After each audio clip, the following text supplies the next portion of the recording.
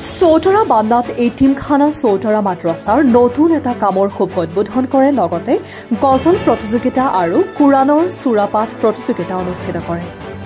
কোকৰাঝাৰ জিলা গোসাইগাঁও মহকুমাৰ অন্তৰ্গত আজি চৌতাৰা আমিনকাটা গাঁৱৰ বানাত এটিমখানা মাদ্ৰাছাখনৰ নতুন আৰু এটা ঘৰৰ শুভ উদ্বোধন কৰে। লগতে গজল প্ৰতিযোগিতা আৰু কুৰাণৰ চূড়াপাঠ প্ৰতিযোগিতা অনুষ্ঠিত কৰে। এই বানাত মাদ্ৰাছাখনত অসমীয়া, ইংৰাজী, আৰবী শিক্ষা দিয়া হয় আৰু কম্পিউটাৰ ট্ৰেইনাৰৰ শিক্ষা দিয়া হয় আৰু কয় যে এই আমিনকাটা চৌতাৰা গাঁৱৰ বহু ৰাইজে আমাক সহায় কৰিছে আৰু বৰ্তমান এইখন বানাত মাদ্ৰাছাৰ প্ৰায় 200 অধিক ছাত্ৰী পঢ়া শুনা কৰি আছে। লগতে আৰু কয় যে বিটিআৰ চৰকাৰৰ পৰা অলপ সহায় বিচাৰে। কোকৰাঝাৰ পৰা আব্বাছ আলীৰ ৰিপৰ্ট, প্ৰতিদিন লাইভ। আমি ক'বলৈ যদি যাওঁ, বিশেষকৈ আমাৰ আমিনকাটা দাৰুল উলুম মাদ্ৰাছাতুল বানাত তিনখানা চৌতাৰা, এই মাদ্ৰাছাত আমাৰ যিবিলাক মানুহে মাটি ডনেট কৰিছে তেখেতক আমাৰ অন্তৰস্থলৰ পৰা ধন্যবাদ জ্ঞাপন কৰিছোঁ। আৰু বিশেষকৈ এজন ব্যক্তি আছে, তেখেতে হ'ল নাছিৰুদ্দিন আহমেদ, তেখেতক আমাৰ অন্তৰস্থলৰ পৰা ধন্যবাদ জ্ঞাপন কৰিছোঁ।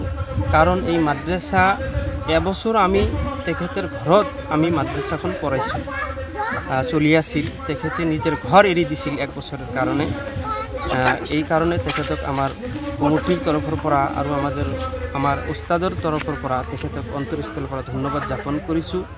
আৰু বিশেষকৈ আমাৰ মাদ্ৰাছা নিশ্চয় আপোনালোকে দেখিছে, প্ৰায় 1.5 বছৰ হ'ল। এই 1.5 বছৰৰ ভিতৰত আমাৰ মাদ্ৰাছা শিক্ষাৰ লগত আৰু আমাৰ মাদ্ৰাছা যিবিলাক কাম আছে এইবিলাকো ইনশাল্লাহ জোৰদাৰ হিচাপে চলি আছে। হয়, আৰু ইয়াতে কি ভাষাত মানে শিক্ষা দিয়া হয়? বিশেষকৈ দিনী শিক্ষাৰ লগত, এৰাবিকৰ লগত আৰু আমাৰ জেনেৰেল যিবিলাক আছে, নিশ্চয় আপোনালোকে দেখিছে আজি আমাৰ এটা প্ৰগ্ৰাম আছিল। এই প্ৰগ্ৰামৰ ভিতৰত যে আমাৰ জেনেৰেলৰ লগত আমি এৰাবিকৰ লগত জেনেৰেল আমি সুন্দৰভাৱে মানে আগুৱাই লৈ আছোঁ।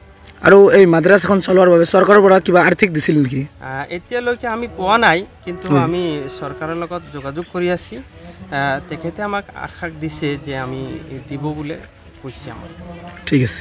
যিহেতু আপুনি বিশেষকৈ আমি ক'বলৈ যদি যাওঁ, আমাৰ এই গোসাইগাঁও চাব ডিভিশ্যনৰ ৰাইজক আমি আমাৰ অন্তৰস্থলৰ পৰা ধন্যবাদ জ্ঞাপন কৰিছোঁ। তেখেতে আমাক বহুত সহায় কৰিছে, যাৰ কাৰণে আজি আপোনালোকে নিশ্চয় দেখিছে এই মাদ্ৰাছাখন 1.5 বছৰৰ ভিতৰত ইমানখিনি আগুৱাই গৈছে। যেহেতু মাদ্ৰাছা আপোনালোকৰ মধ্যে এটা এই বিষয়ে আমি এইটো ক'বলৈ বিচাৰিছোঁ যে সকলো ৰাইজক, আমি অসমবাসী ৰাইজক অনুৰোধ কৰিছোঁ যে আপোনালোকে ইনশাল্লাহ আমাৰ এই মাদ্ৰাছাৰ ওপৰত এটা সুনজৰ ৰাখিব আৰু আমাৰ বিল্ডিঙৰ কাম আৰম্ভ হ'ব ইতিমধ্যে। আৰু যিবিলাক আমাৰ গাঁৱৰ ৰাইজ, বিশেষকৈ তেখেতে আমাৰ বহুত মানে সহায় সহযোগিতা কৰি আছে। তেখেতে কামখিনি ইনশাল্লাহ আমাৰ লগত আগুৱাই লোৱাৰ কাৰণে তেখেতে যথেষ্ট পৰিমাণ চেষ্টা কৰি আছে। ইয়াতে কিমানজন মানে ষ্টুডেণ্ট এতিয়া মানে পঢ়ি আছে? বৰ্তমান 172 জন ছোৱালী আছে ইয়াত পঢ়া-শুনা কৰি আছে। ঠিক আছে। কাৰ্যসূচীটো কি আছিল?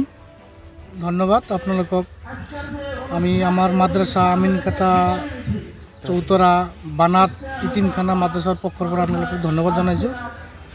আমাৰ আজিৰ কাৰ্যসূচী হ'ল, আপোনালোকে ইতিমধ্যে গম পাইছে, আমি আমাৰ মাদ্ৰাছাৰ ভিতৰত এটা প্ৰগ্ৰাম চলি আছে ষ্টুডেণ্টসকলৰ, সেইটো আপোনালোকে ইতিমধ্যে গম পাইছে। তাৰ উপৰিও আমি আজি কাৰ্যসূচী ৰাখিছোঁ, আমাৰ মাদ্ৰাছাৰ নতুনকৈ এটা বিল্ডিঙৰ পোষ্ট অলৰেডি উদ্বোধন হৈ গৈছিলে, কামটো আজিৰ পৰা আৰম্ভ কৰিম। তাৰ লগে লগে আমাৰ মাদ্ৰাছাৰ যিখিনি বাউণ্ডাৰী ৱালৰ কাম বাকী আছিলে এইখিনিও আজিৰ পৰাই আমি আৰম্ভ কৰিছোঁ। টোটেল আমাৰ মাদ্ৰাছাত 3 বিঘা মাটি ডনেট কৰিছে পাব্লিকে।